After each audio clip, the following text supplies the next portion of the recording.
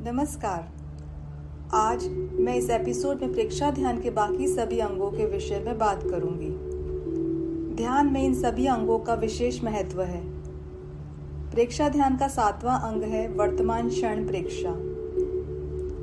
हमारा मन या तो अतीत की स्मृतियों में रहता है या फिर भविष्य की कल्पना करता है, लेकिन इस बीच हम बहुमूल्य वर्तमान यानी प्रेजेंट मोमेंट को जी नहीं पाते और उसे भी गंवा देते हैं। भूत तो बीत चुका है और भविष्य अभी आया ही नहीं है। जीवित क्षण वर्तमान है।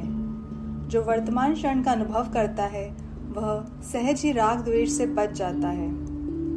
पूर्व में अर्जित संस्कारों को याद करने से भविष्य की कल्पनाएं और वासनाएं हावी हो जाती है, परंतु वर्तमान में जीने वाला अतीत की घटनाओं से सीख लेकर भविष्य में उन्हें कभी न दोहराने का संकल्प करता है। जब हमारे मन, वचन और काया में सिंक्रोनी आती है तब हम कॉन्शियसली एक्ट करते हैं और आध्यात्मिक ऊंचाइयों पर पहुंच पाते हैं। प्रेक्षा ध्यान का 8वां अंग है विचार प्रेक्षा और समता। संपूर्ण ध्यान साधना का उद्देश्य है कि हम चैतन्य की स्वाभाविक क्रिया करें। राग द्वेष रहित जो जैसा है उसे वैसा देखना और जानना ही समता है।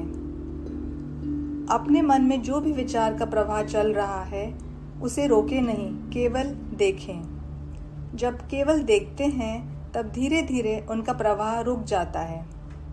विचार के प्रवाह को देखने से हमारा विजन इतना स्ट्रांग हो जाता है कि हम में दूसरों के विचार प्रवाह देखने की भी क्षमता विकसित हो जाती है। प्रेक्षा ध्यान का 9वां अंग है संयम।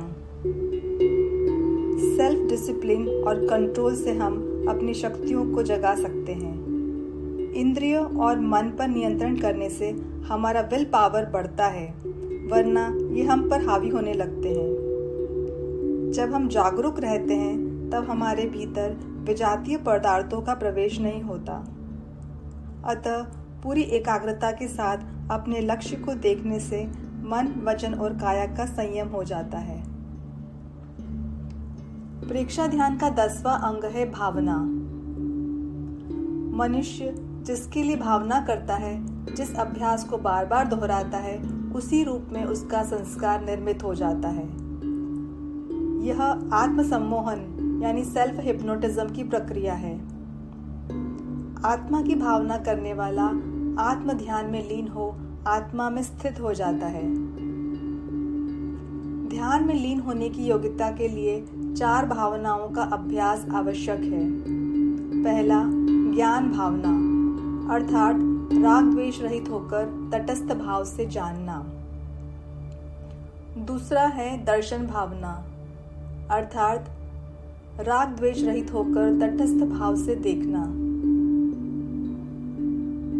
तीसरी है चारित्र भावना, अर्थात राग द्वेष रहित होकर समत्व भाव से आचरण करना, यानी सभी के साथ समानता का व्यवहार करना। और चौथी है वैराग्य भावना, अर्थात नॉन अटैचमेंट, नॉन एक्सपेक्टेशन और फियरलेस होने का अभ्यास करना। प्रेक्षा ध्यान का 11वां अंग है अनुप्रेक्षा यानी कॉन्टेम्पलेशन। ध्यान में देखने के बाद मन को विचलित करने वाले विषयों पर कॉन्टेम्पलेट करना अनुप्रेक्षा है। अनुप्रेक्षा से जो विजडम मिलती है उसे विजुअलाइज और मैनिफेस्ट कर अपने व्यक्तित्व का परिवर्तन करना चाहिए। इसमें मुख्य रूप से 4 अनुप्रेक्षाओं का अभ्यास करते हैं। पहला है अनित्य अनुप्रेक्षा, अर्थात यह शरीर, परिवार, संपत्ति और मेरे प्रिय संयोग कभी सभी अनित्य यानी नॉन परमानेंट हैं। दूसरी है एकत्व अनुप्रेक्षा, अर्थात मेरा कोई भी परिवारजन मेरे जन्म, जरा, व्याधि और मरण के दुख को दूर नहीं कर सकता। इसका सामना मुझ आत्मा को अकेले ही करना है। इससे मोह दूर होता है। तीसरा है अशरण अनुप्रेक्षा, अर्थात कोई भी शरण के योग्य नहीं है सिवाय आत्मा के। चौथा है संसार अनुप्रेक्षा, अर्थात कोई भी तत्व उत्पाद, व्यय और द्रव्य से मुक्त नहीं है यानी संसार में सब नॉन परमानेंट है सिवाय आत्मा के। प्रेक्षा ध्यान का 12वां और अंतिम अंग है एकाग्रता। प्रेक्षा ध्यान से हम जागरूक हो जाते हैं, परंतु यह तभी सिद्ध होती है जब हम निरंतर इसका अभ्यास करते रहें और इस क्रम को तोड़े नहीं। यह सफलता का बहुत बड़ा रहस्य है। प्रेक्षा ध्यान धर्म और विज्ञान का सुंदर समन्वय है। यह पुरानी कड़ी का नया अनुसंधान है। यह स्वभाव परिवर्तन की महत्वपूर्ण प्रक्रिया है। इसके निरंतर अभ्यास से आत्म साक्षात्कार तक पहुंचा जा सकता है।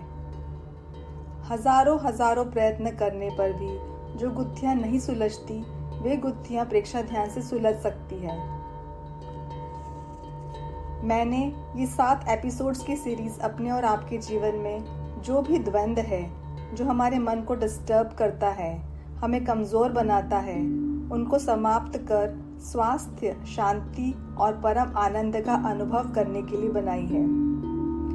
आशा करती हूँ आप सभी प्रेक्षा ध्यान द्वारा अपने आत्म स्वरूप का दर्शन करेंगे।